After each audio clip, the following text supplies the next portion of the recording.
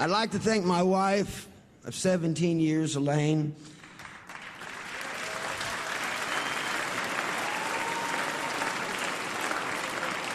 She always reminds me that I'm a pair of blue jeans and to lead with my left and keep slugging, even when I don't have the energy to sometimes.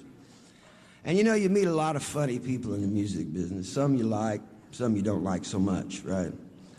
But rarely do you meet longtime friends. And you know the guys that you could borrow money from, and if they get you out of a scrape, if you're in a scrape.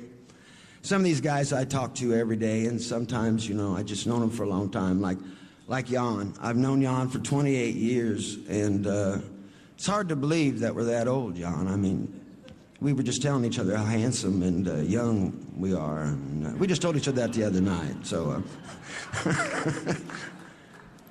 I'd like to thank Rob Light, who's been my agent from the beginning, and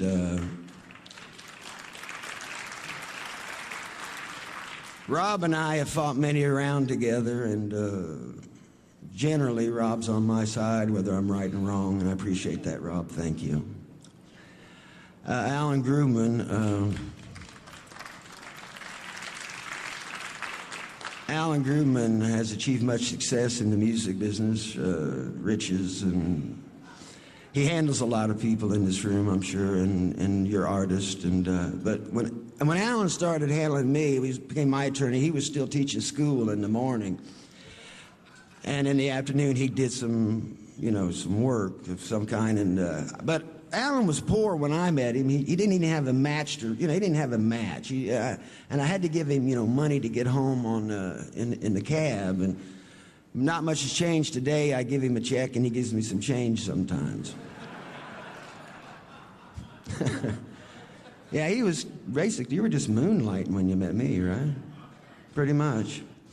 I met John Sykes and Tom Fresta when they first started MTV.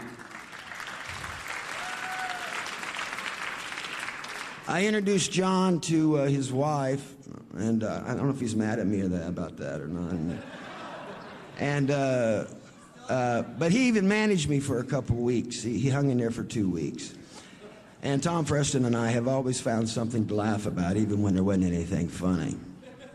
Bob Merlis, thank you. And Randy Hoffman. Randy thinks it's his job to keep me behind the 8 ball, and he thinks that's his job. And he's been my manager, scroll up, when nobody else wanted the job. And that's how he got the job. Nobody else wanted it.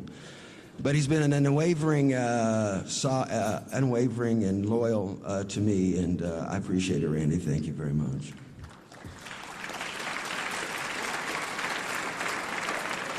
There's a few people I got to thank who aren't with us anymore, but they meant a lot to me. Russell Shaw, I wouldn't be here Russell died in 1988, and I wouldn't be here if it wasn't for Russell. Sigmund Balaban, who became a very good friend of mine and a father figure, and I love that guy.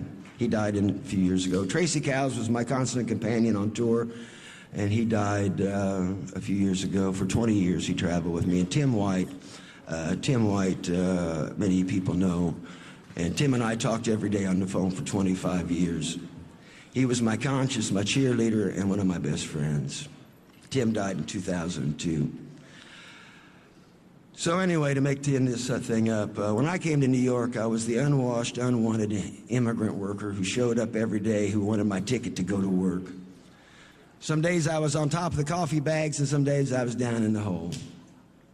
I had to create my own job because New York and Los Angeles didn't have a job for me inside the music business.